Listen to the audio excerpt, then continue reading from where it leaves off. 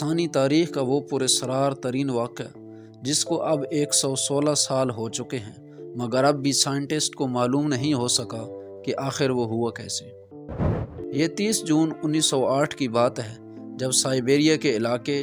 ایونکی کے رہائشیوں نے آسمان پر نیلے رنگ کی روشنی کی حرکت کو رپورٹ کیا تھا، جو ان کے بقول سورج جتنی تیز تھی۔ روشنی کی رپورٹ کے 10 منٹ بعد ایسی گرجدار آواز سنائی دی جیسے بھاری توپ خانے سے گولہ باری کی جا رہی ہو۔ یہ آواز مشرق سے شمال کی جانب سفر کر رہی تھی،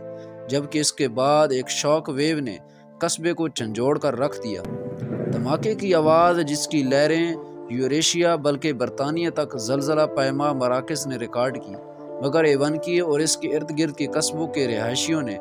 در حقیقت کسی قسم کے حقیقی دھماکے کو نہیں دیکھا۔ اس دھماکے کے بعد کئی دن تک ایشیا اور یورپ کے اوپر آسمان میں جگمگاہٹ دیکھی گئی، جو برفانی ذرات بلندی پر بننے کا نتیجہ تھا۔ اگرچہ دھماکہ تو کسی نے نہیں دیکھا، مگر اس کے مقام کو ضرور دریافت کر لیا گیا، جو مشرقی سائبیریا میں واقع تھا۔ وہاں موجود 800 اسکوائر میل رقبے پر پھیلا جنگل یا 8 کروڑ درخت مکمل طور پر غائب ہو گئے، اور اس کی کوئی وجہ بھی سمجھ نہیں آ سکی۔ سائنٹسٹ کا ماننا تھا کہ وہ دھماکے کے اثر کا نتیجہ ہے، مگر اس مقام پر کبھی کوئی گڑھا دریافت نہیں ہو سکا۔ جنگل کا جتنا بڑا حصہ مکمل طور پر سپاٹ ہو گیا، اس کو دیکھتے ہوئے اندازہ ہوتا ہے کہ دھماکے کی طاقت 10 سے 15 ٹن تھی۔ سائنٹسٹ نے یہ جاننے کی کوشش کی کہ آخر یہ دھماکہ ہوا کیوں، کیونکہ اتنی طاقت کا دھماکہ ایک بڑے شہر کو تباہ کر سکتا ہے، مگر اس کے بعد کبھی ایسا نہیں ہوا، اور جب سے ہی سائنٹسٹ کے ذہن چکرا رہے ہیں کہ آخر ایسا ہوا کیوں اور وجہ کیا تھی۔ خوش قسمتی سے وہ علاقہ آباد نہیں تھا، ورنہ بہت زیادہ انسانی جانوں کا ضیاع ہوتا، مگر دھماکے کی حرارت کو دور دراز کے قصبوں کے رہائشیوں نے محسوس کیا تھا۔ ایک عینی شاہد نے اس موقع پر بتایا کہ آسمان 2 حصوں میں تقسیم ہو گیا تھا، اور جنگل کے اوپر آسمان کا شمالی حصہ آگ سے بھرا ہوا لگتا تھا۔ اس کا کہنا تھا کہ اسی وقت آسمان میں ایک دھماکہ ہوا اور بہت بڑا کریش ہوا، اور ایسا کریش جس کو سن کر لگتا تھا کہ آسمان سے پتھر برس رہے ہوں یا پھر فائرنگ ہو رہی ہو۔ اسے ٹونگسکا ایونٹ کا نام دیا گیا، جو انسانی تاریخ کا اب تک سب سے طاقتور ریکارڈڈ دھماکہ بھی ہے، جس سے خارج ہونے والی طاقت ہیروشیما میں گرائے جانے والے ایٹم بم سے 185 گنا زیادہ تھی۔ مگر 1 صدی سے بھی زائد عرصے بعد محققین کے ذہنوں میں مختلف سوالات موجود ہیں کہ آخر اس جگہ ہوا کیا تھا۔ کچھ سائنٹسٹ کا ماننا ہے کہ ایک ایسٹیرائڈ اس دھماکے کی وجہ تھی، مگر اتنے بڑے خلائی جسم کے شواہد اب تک دریافت نہیں ہو سکے۔ کچھ حلقوں کے خیال میں یہ آتش فشاں پھٹنے یا کانکنی کا کوئی حادثہ تھا، مگر اس کی بھی شواہد نہیں مل سکے۔ در حقیقت سائبیریا کے اس خطے کا موسم ڈرامائی قسم کا ہے، جہاں موسم سرما کا دورانیہ بہت طویل ہوتا ہے، جبکہ گرمی کا موسم بہت مختصر، جس کے باعث سطح میں ایسی تبدیلیاں آئیں جنہوں نے اس جگہ کو ناقابل رہائش بنا دیا، بلکہ وہاں پہنچنا ہی بہت مشکل ہے۔ جب دھماکہ ہوا تو کسی کو بھی تحقیقات کے لیے وہاں جانے نہیں دیا گیا، کیونکہ روسی حکام کو مختلف خطرات تھے۔ 1927 میں روس کی ایک تحقیقاتی ٹیم نے آخر کار اس جگہ کا دورہ کیا اور دریافت کیا کہ دھماکے کے لگ بھگ 20 سال بعد بھی وہاں ہونے والا نقصان ویسے کا ویسا ہی تھا۔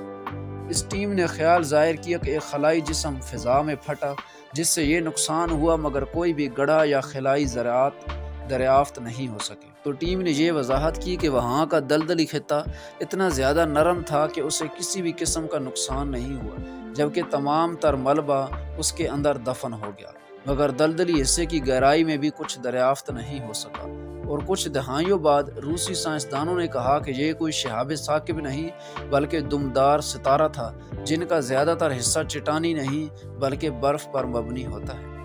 زمین کے ماحول پر ہونے والی تباہی کے بعد برف بخارات بن کر اڑ گئی، مگر یہ خیال بھی درست ثابت نہیں ہو سکا۔ تو پھر عجیب خیالات سامنے آئے، جیسے کسی خلائی مخلوق کا اسپیس کرافٹ اس مقام پر گر کر تباہ ہوا۔ 1958 میں محققین نے اس مقام پر سلیکیٹ اور مقناطیسی پتھر کے ننھے ذرات کو دریافت کیا، اور مزید تحقیق سے ثابت ہوا کہ وہاں سطح میں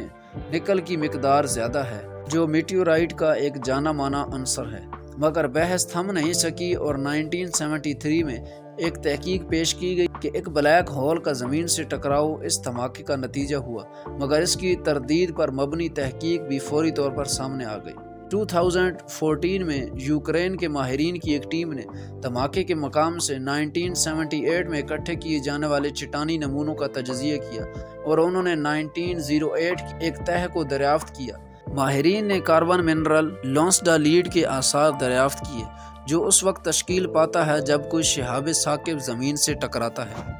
مگر یہ بھی واضح نتیجہ نہیں تھا، اور 2020 میں ایک تحقیق میں خیال ظاہر کیا گیا کہ ایک بڑا آئرن میٹیوریٹ زمین کے اتنے قریب آ گیا کہ بہت بڑا شاک ویو پیدا کر سکے، مگر ٹکرائے بغیر زمین کے پاس سے گزر گیا اور شاک ویو کا اثر اس خطے میں دیکھنے پر آیا۔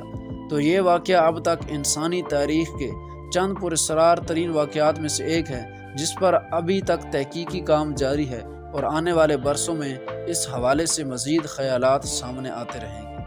آپ کو ہماری یہ ویڈیو پسند آئے تو اسے لائک کریں، مزید ایسی ویڈیو کے لیے چینل کو سبسکرائب کریں اور بیل آئیکن کو پریس کریں۔